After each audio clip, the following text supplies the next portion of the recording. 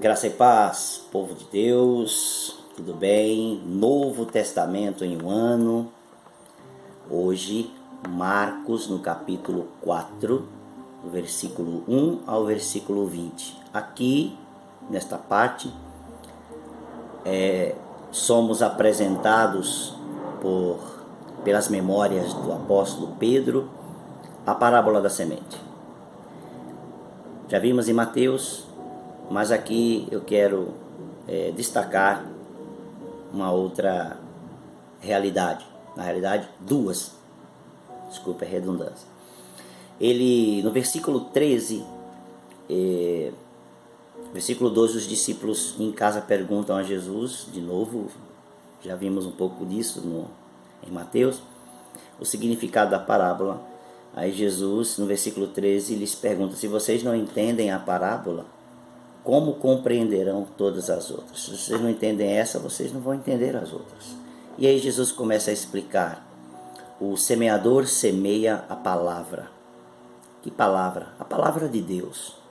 A palavra do reino, a palavra do evangelho, a palavra de Deus, a palavra de Deus. Aqui é genérico no que diz respeito à palavra. É a palavra de Deus que é semeada. A semente é a palavra.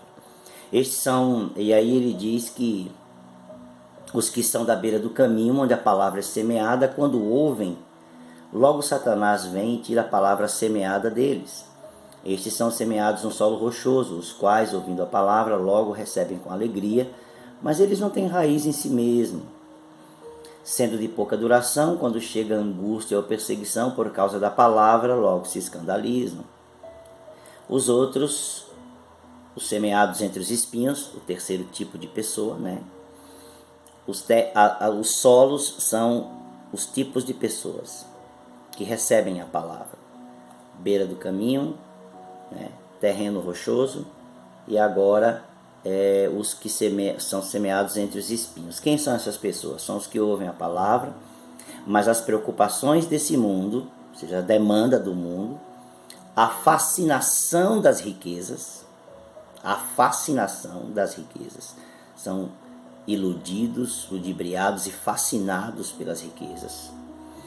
As outras ambições de forma geral, ambições aqui são negativas nesse caso, aparecem e sufocam a palavra e ela fica infrutífera.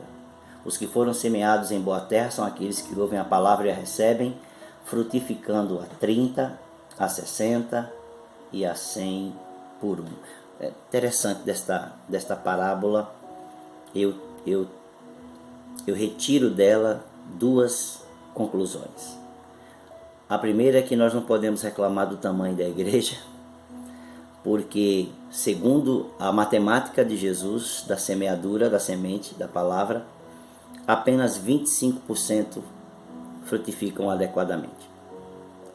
Apenas 25% dão fruto, são terra fértil, terra boa, onde realmente essas pessoas é que serão utilizadas de fato como instrumentos na igreja e no reino de Deus. Então não estranhe nunca o tamanho da igreja, porque os trabalhadores da igreja, os verdadeiros discípulos, os semeadores verdadeiros, que vão se tornar semeadores, os futuros líderes, os que realmente fazem a obra, são apenas 25%. Segundo Jesus, só 25% frutificam, os demais 75% da semente se perde. Essa é uma dura verdade. E vemos isso, nós os pastores vemos isso, sem querer defraudar ninguém, sem querer machucar ninguém, mas nós vemos isso nos dia a dia. E a segunda grande lição que eu tiro daqui é que os 25%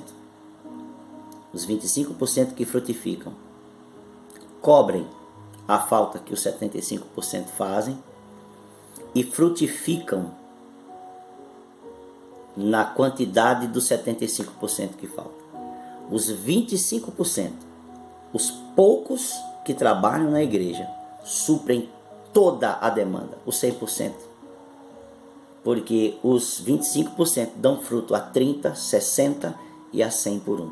Então alcança o topo.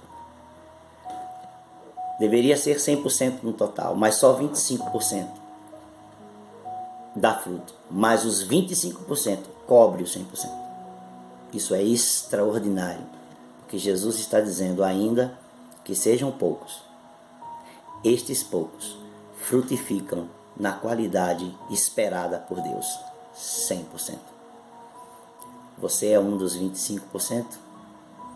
Deus abençoe sua vida.